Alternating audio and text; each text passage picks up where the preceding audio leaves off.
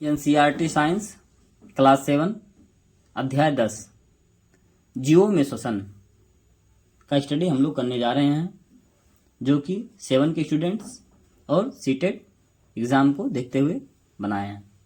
CTET के लिए यह बहुत इम्पोर्टेंट है, जो कि अध्याय 10 का सार है। अध्याय 10 जीवों में श्वसन। जीवित जीवों के जीवित रहने के लिए श्वसन आवश्यक है। जीवित जीवों को जीवित रहने के लिए सबसे ज्यादा जरूरी क्या है? श्वसन। श्वसन आवश्यक है। यह भोजन से ऊर्जा मुक्त करता है। श्वसन भोजन से ऊर्जा मुक्त करता है। हम जिस ऑक्सीजन को अंदर लेते हैं उसका उपयोग ग्लूकोज को कार्बन डाइऑक्साइड और पानी में तोड़ने के लिए किया जाता है।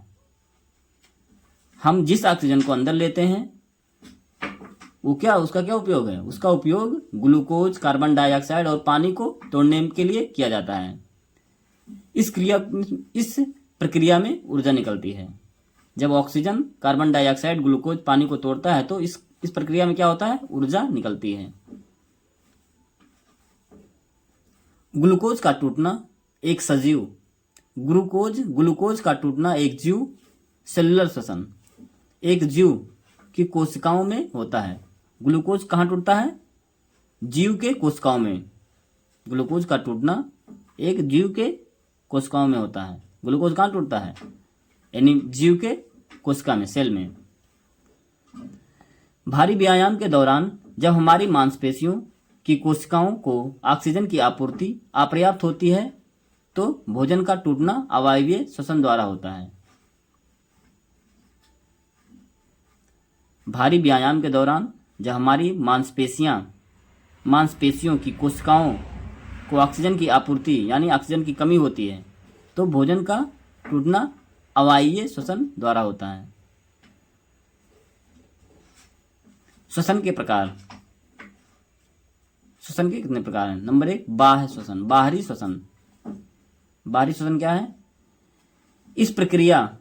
वह प्रक्रिया जिससे शरीर के अंदर ऑक्सीजन ली जाती है और कार्बन डाइऑक्साइड बाहर निकाली जाती है। इसे श्वास भी कहा जाता है। बाहरी श्वसन क्या है? जब हम शरीर ऑक्सीजन को अंदर लेता है और कार्बन डाइऑक्साइड को बाहर निकालता है, तो ये कौन सा श्वसन है? ये बाहरी श्वसन है। बाहरी श्वसन। पौधों में श्वसन। पत्तियों में विसरण द्वारा गैसीय विनिमय के लिए रंध्र नामक छिद्र होता है। पौधों में श्वसन कैसे होता है? पत्तियों में विसरण द्वारा गैसीय विनिमय के लिए रंध्र, स्टोमेटा नामक छिद्र होता है। तनों में विसरण द्वारा गैसीय विनिमय के लिए मसूर नामक छिद्र होता है। मिट्टी के पानी में घुली ऑक्सीजन के गैसीय आदान प्रदान के लिए जड़ों में रंध्रीय छिद्र होता है। यानी पौधों के श्वसन के लिए क्या क्या होता है? रंध्र होता है,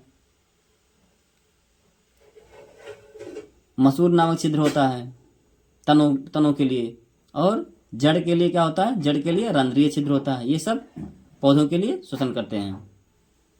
जानवरों में श्वसन। जानवरों में श्वसन उनके चरित्र के अनुसार भिन्न होता है।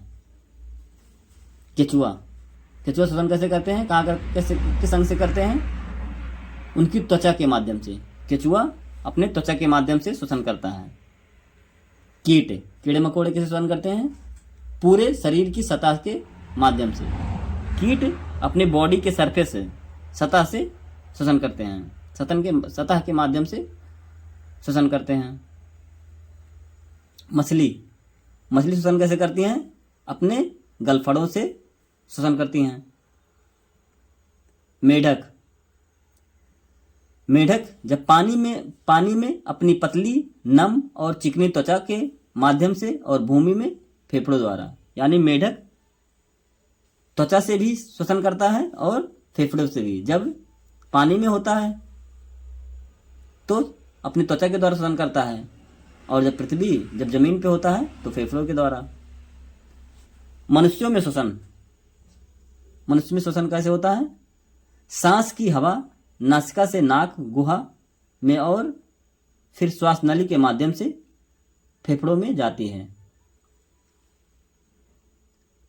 मनुष्य किससे श्वसन करता है? फेफड़ों से। श्वास श्वसन की प्रक्रिया का वह हिस्सा है जिसके दौरान एक जीव ऑक्सीजन युक्त हवा लेता है और कार्बन डाइऑक्साइड से भरपूर हवा देता है। श्वास श्वसन की वह प्रक्रिया है जिसके द्वारा क्या होता है? जीव ऑक्सीजन युक्त हवा अंदर लेता है और कार्बन डाइऑक्साइड बाहर निकालता है, हवा देता है, ऑक्सीजन लेता है और कार्बन डाइऑक्साइड देता है। विभिन्न जीवों में गैसों के आदान प्रदान के लिए श्वसन अंग भिन्न होते हैं। विभिन्न जानवरों के लिए गैसों के आदान प्रदान के लिए श्वसन के लिए भिन्न भिन्न अंग होते हैं। सांस लेने के दौरान हमारे फेफड़े फैलते हैं। जब हम सांस लेते हैं तो हमारे फेफड़े क्या करते हैं? फैलते हैं और फिर वापस अपनी मूल स्थिति में आ जाते हैं। जब सांस लेते हैं तो फैलते हैं और फिर जब सांस छोड़ते हैं तो फिर अपने मूल स्थिति में आ जाते हैं, क्योंकि सांस छोड़ने के दौरान हवा बाहर निकलती है। जब सांस लेते हैं तो हवा अंदर जाती है और जब छोड़ने के दौरान हवा बाहर निकलती है। बढ़ी हुई शारीरिक गतिविधि सांस लेने की दर को बढ़ाती है। जब हम लोग ज़्यादा मेहनत, शरीर से ज़्यादा गतिविधि करते हैं तो सांस लेने की दर भी बढ़ जाता है। जैसे हम लोग दौड़ते हैं तो जल्दी जल्दी सांस लेने लगते हैं।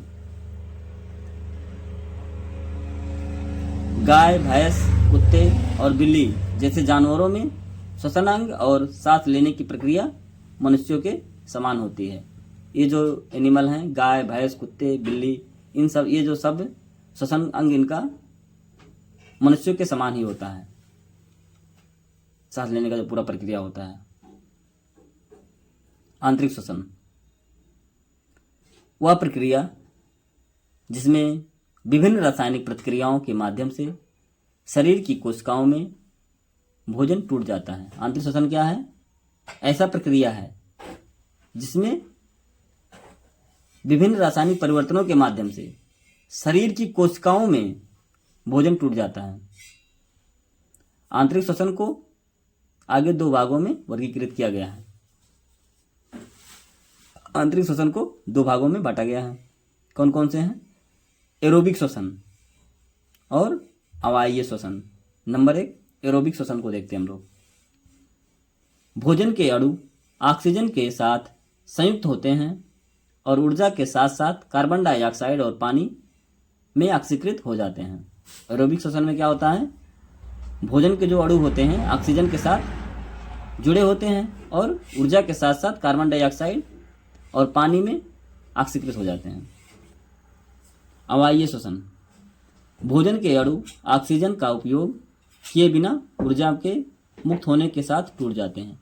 अवायवीय श्वसन में भोजन के अणु ऑक्सीजन का उपयोग बिना किए ऊर्जा के मुक्त होने के साथ साथ टूट जाते हैं।